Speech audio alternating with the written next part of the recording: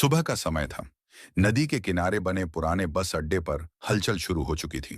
कहीं डीजल की तेज गंध हवा में घुली थी, कहीं चाय की केतली से उठती भाप हवा में घुल रही थी, और कहीं ट्रकों के ब्रेक की आवाज सुबह की खामोशी को तोड़ रही थी। उसी शोर और गंध के बीच पुल के नीचे गीले कंक्रीट के पास एक 13 साल का लड़का बैठा था। उसका नाम आरव था। आरव के पास न स्कूल का बैग था, न किताबें। बस एक पुराना सा थैला था जिसमें टूटी हुई तारें, खराब चार्जर और ऐसी मशीनों के टुकड़े भरे थे जिन्हें दुनिया बेकार मान चुकी थी। वह चुपचाप बैठा उन चीजों को उलट पलट रहा था, जैसे उनमें कुछ ढूंढ रहा हो। उसके लिए यह कबाड़ नहीं था। उसे लगता था कि इनमें से कई चीजें अब भी ठीक हो सकती हैं, बस किसी ने ध्यान नहीं दिया। आरव बोलने से ज्यादा देखने और सुनने में यकीन रखता था। लोग समझते थे कि वह चुप है, लेकिन सच यह था कि वह आसपास चल रही चीजों को समझने में लगा रहता था। जब बस स्टार्ट होती थी, वह उसकी आवाज से अंदाजा लगा लेता था कि इंजन ठीक है या नहीं। जब बिजली का ट्रांसफार्मर भिन भिन आता था, तो उसे पता चल जाता था कि लोड बढ़ रहा है या कोई गड़बड़ है। आरव के लिए मशीनें सिर्फ लोहे की चीजें नहीं थीं। उनकी आवाज से उसे बहुत कुछ समझ आ जाता था। ठीक सामने, नदी के उस पार, कांच और स्टील से बनी एक ऊंची इमारत खड़ी थी। शहर का सबसे बड़ा निजी वित्तीय संस्थान। हर सुबह वहां चमचमाती गाड़ियां आती। लोग जल्दी जल्दी अंदर जाते, फोन पर चिल्लाते, फैसले लेते। आरव ने उस इमारत को कई बार देखा था, लेकिन कभी अंदर नहीं गया था। गार्ड उसे देखते ही एक ही बात कहते थे, यहां मत बैठाकर, आगे बढ़। इमारत की पिछली दीवार से सटा एक बड़ा सा पावर कंट्रोल बॉक्स था। आरव अक्सर वहीं बैठता था, क्योंकि वहां छांव रहती थी और मशीनों की आवाज साफ सुनाई देती थी। उसी दिन दोपहर के वक्त उसे कुछ अजीब लगा। उस बॉक्स की आवाज सामान्य नहीं थी। वह लगातार नहीं चल रही थी, बीच बीच में रुक रही थी। उसी वक्त अचानक बैंक के अंदर माहौल बिगड़ गया। काउंटर पर बैठे लोग अपनी कुर्सियों से उठने लगे, कंप्यूटर स्क्रीन पर अजीब अजीब मैसेज आने लगे और फोन लगातार बजने लगे। किसी को समझ नहीं आ रहा था कि आखिर हुआ क्या है। ऊपर की मंजिल से तेज आवाजें आने लगीं। कुछ ही मिनटों में बात साफ हो गई। बैंक के डिजिटल रिकॉर्ड से 400 करोड़ रुपए गायब हो चुके थे। यह कोई छोटी गड़बड़ी नहीं थी। पैसा न किसी खाते में दिख रहा था, न किसी बाहर के बैंक में। ऐसा लग रहा था जैसे रकम सिस्टम के बीच रास्ते में ही अटक गई हो। आईटी स्टाफ भागता हुआ सर्वर रूम की तरफ गया। लॉग्स खंगाले गए, बैकअप चेक किए गए, सिक्योरिटी टीम को बुलाया गया। बाहर मीडिया की गाड़ियां भी पहुंचने लगीं। हर गुजरते मिनट के साथ हालात और बिगड़ते जा रहे थे। उसी वक्त बैंक थीस के बाहर पावर कंट्रोल बॉक्स के पास खड़ा आरव यह सब देख रहा था। उसे किसी ने कुछ बताया नहीं था, लेकिन उसे अंदर कुछ गड़बड़ होने का एहसास हो रहा था। पीछे लगे पावर यूनिट की आवाज उसे सामान्य नहीं लगी। मोटर बीच बीच में रुक रही थी, जैसे किसी ने जानबूझकर उसका दबाव बदला हो। आरव वहीं रुक गया। उसने अपना थैला नीचे रखा और दीवार के पास खड़ा होकर ध्यान से सुना। कुछ सेकंड बाद उसने खुद से कहा, यह सीधी चोरी नहीं है। उसे अपनी मां याद आ गई, जो कभी इसी इमारत में सफाई का काम करती थी। रात की शिफ्ट में वह आरव को बाहर बैठा रहने देती थी।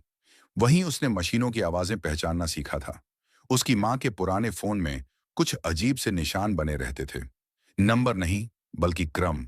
आरव ने वही तरीका अपना लिया था। वह रोज चीजों को देखकर अपने हिसाब से समझ बनाता था।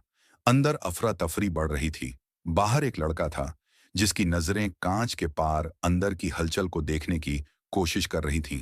आरव ने गहरी सांस ली। उसे लगा अगर वह अभी नहीं बोला तो बाद में कुछ नहीं बचेगा। उसने थैला उठाया और सीधे मुख्य गेट की तरफ बढ़ गया।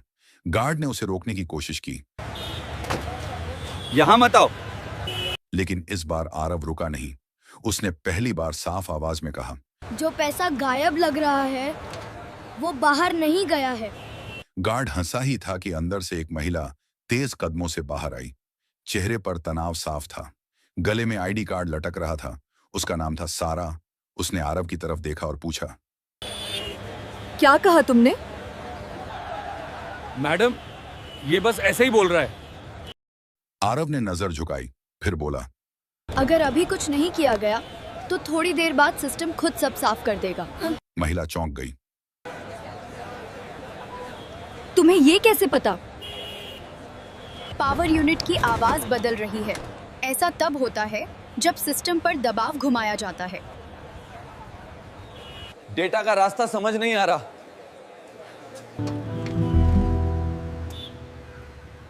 इसे अंदर आने दो।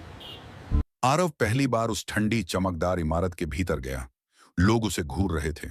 आरव ने गहरी सांस ली और कमरे में थोड़ा आगे बढ़ा। सामने बड़ी बड़ी स्क्रीन लगी थी, जिन पर लाल और हरे रंग के नंबर बिना रुके दौड़ रहे थे। आईटी टीम के लोग खामोशी से खड़े थे, जैसे सबकी जुबान पर एक ही सवाल अटका हो, क्या सच में यह सड़क पर रहने वाला लड़का कुछ कर पाएगा? उसी वक्त आईटी हेड विक्रम सक्सेना ने महिला मैनेजर की तरफ देखकर झल्लाते हुए कहा, सच सच बताओ, तुम्हारा दिमाग अभी ठीक से काम कर रहा है या नहीं? बैंक डूबने वाला है और तुम एक भिखारी बच्चे को यहां ले आई हो। कमरे में कुछ लोग हल्के से हंस दिए। एक ने धीमी आवाज में कहा, ये क्या करेगा? कंप्यूटर ऑन करना भी आता होगा या नहीं? सारा ने पलटकर सख्त नजर से विक्रम को देखा। इस वक्त हमें शक करने का नहीं, समाधान ढूंढने का समय है। विक्रम ने चिढ़कर कहा, समाधान? यहां हमारे एक्सपर्ट बैठे हैं, सिस्टम समझ नहीं आ रहा, और ये लड़का ये क्या करेगा? कबाड़ उठाएगा? आरव चुपचाप खड़ा सब सुन रहा था। उसके चेहरे पर न गुस्सा था न डर, बस एक अजीब सी स्थिरता थी। सारा ने आरव की तरफ देखा और बोली, तुम्हें यकीन है कि तुम कुछ कर सकते हो? आरव ने धीरे से सिर हिलाया। अगर अभी सही जगह देखी गई तो हाँ, विक्रम ने व्यंग्य में कहा। और अगर नहीं हुआ तो? बैंक की इज्जत, करोड़ों का नुकसान, इसकी जिम्मेदारी कौन लेगा? आरव ने पहली बार सीधी नजर उठाकर कहा, अगर मैं ठीक कर दूं तो? विक्रम हंसा। तो क्या? तुझे इनाम चाहिए? नहीं, आप खुद कहिए। ठीक है, अगर ये बच्चा सच में ये गड़बड़ ठीक कर देता है तो मैं इसे 10 करोड़ देने को तैयार हूं। कमरे में हलचल मच गई। किसी ने कहा, सर, आप मजाक कर रहे हैं? नहीं, क्योंकि मुझे पूरा यकीन है ये कुछ नहीं कर पाएगा। सर, हमारे पास टाइम नहीं है। आरव ने स्क्रीन देखी और कहा, आप लोग असर देख रहे हो, वजह नहीं। कमरे में चुप्पी छा गई। उसने एक कोने में दिख रहे टाइम पैटर्न की तरफ इशारा किया। हर बार ट्रांजैक्शन से ठीक पहले सिस्टम रुक रहा है। ये अपने आप नहीं होता। पैसा चुराया नहीं गया, उसे ऐसी जगह घुमा दिया गया है जहां से वो दिखना बंद हो जाए। घड़ी की सुइयां तेज लगने लगी। आरव ने गहरी सांस ली और कमरे में थोड़ा आगे बढ़ा। वह अब उन बड़ी बड़ी स्क्रीन के सामने खड़ा था जहां लाल और हरे नंबर भाग रहे थे। आईटी टीम के लोग चुपचाप खड़े थे। किसी को यकीन नहीं था कि एक सड़क पर घूमने वाला लड़का उनकी समस्या समझ पाएगा। आरव ने कंप्यूटर के पास खड़े एक इंजीनियर से कहा, मुझे बस एक ऐसा सिस्टम दीजिए जो इंटरनेट से जुड़ा ना हो। इंजीनियर ने हिचकिचाते हुए एक लोकल मशीन उसकी ओर बढ़ा दी। कमरे में हर किसी की नजर आरव पर थी। आरव ने बिना किसी शोर शराबे के, बिना किसी हड़बड़ी के धीरे धीरे कुछ कमांड टाइप की। ऐसा लग रहा था जैसे वह पहले से ही जानता हो कि उसे क्या देखना है। स्क्रीन पर एक नक्शा उभरने लगा। नंबरों की जगह अब डाटा का बहाव दिख रहा था। विक्रम चौंक गया। ये क्या खोल दिया इसने? आरव ने स्क्रीन की तरफ इशारा किया। यह खातों का डेटा नहीं है, यह उस रास्ते का नक्शा है जहां पैसा घूम रहा है। किसी ने पूछा, घूम रहा है मतलब? मतलब पैसा गया नहीं है, बस यहाँ आके फंस गया है। कमरे में फुसफुसाहट फैल गई। विक्रम ने आगे बढ़कर स्क्रीन देखी। ये तो हमारे सिस्टम का हिस्सा ही नहीं है। क्योंकि ये जगह सिस्टम ने खुद बनाई है। सारा की आवाज हल्की कांप गई। अगर यह न सुलझा तो सिस्टम खुद इस रास्ते को मिटा देगा और फिर पैसा किसी का नहीं रहेगा। और इसे रोकने में कितना वक्त लगेगा? कमरे में कोई बोल नहीं रहा था और जब आखिरी रकम भी सही जगह लौट आई तो विक्रम कुर्सी पर बैठ गया। ये कैसे कर लिया तुमने? मैंने कुछ नया नहीं किया, बस जो उलझा था उसे सीधा कर दिया। तुम इनाम के बारे में 10 करोड़ बाद में देख लीजिए। बस अगली बार किसी को उसकी हालत देखकर मत आकिए। कमरे में कुछ देर तक कोई कुछ नहीं बोला। स्क्रीन पर अब सारे नंबर स्थिर हो चुके थे। सिस्टम सामान्य दिखा रहा था, लेकिन लोगों के चेहरे अब भी जमे हुए थे। ऐसा नहीं था कि उन्हें खुशी नहीं थी, बल्कि वे समझ नहीं पा रहे थे कि अभी जो हुआ वह किस खांचे में रखा जाए। आईटी हेड विक्रम सक्सेना ने अपनी कुर्सी से उठकर पानी का गिलास उठाया। उसके हाथ हल्के कांप रहे थे। उसने एक घूंट लिया, फिर आरव की तरफ देखा। मैंने जो कहा था 10 करोड़ का। कमरे में कुछ लोग चौकन्ने हो गए। सारा ने कुछ कहने के लिए मुंह खोला, लेकिन विक्रम ने हाथ उठाकर उसे रोक दिया। नहीं, मैं मजाक नहीं कर रहा था। यह बैंक का नहीं, मेरा वादा था। एक स्पेशल अप्रूवल चाहिए अभी। अभी एक जूनियर मैनेजर ने धीरे से कहा, सर, यह बहुत बड़ी रकम है। Media, board. विक्रम ने उसे देखा। अगर आज ये लड़का यहां नहीं होता तो मीडिया हमें जमीन में गाड़ चुकी होती। तुम्हें 10 करोड़ मिलेंगे, आज नहीं तो कल।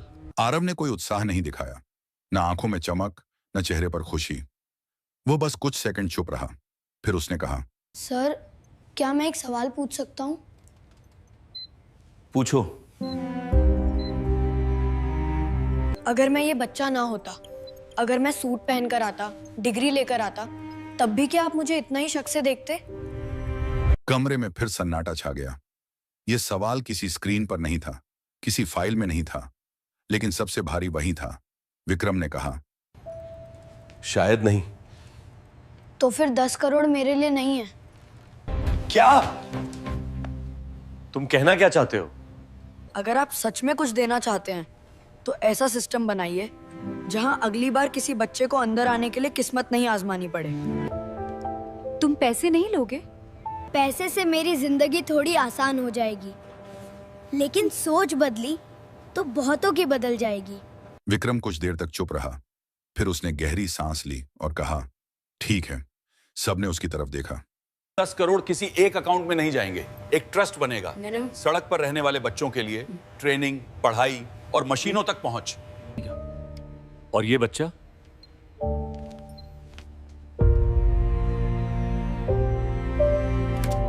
ये इसका हिस्सा नहीं होगा, ये इसकी वजह होगा। बस यही काफी है। वह अपना थैला उठाकर दरवाजे की तरफ बढ़ा। सारा ने पीछे से कहा, आरव, अगर कभी मदद चाहिए तो? मदद तब चाहिए होती है जब कोई सुनता नहीं। आज आपने सुना, यही बहुत है। कुछ देर बाद बैंक का सिस्टम पूरी तरह स्थिर हो गया था। सारे पैसे अपने सही खातों में लौट आए थे। आईटी टीम और बाकी स्टाफ के चेहरे पर राहत साफ दिख रही थी।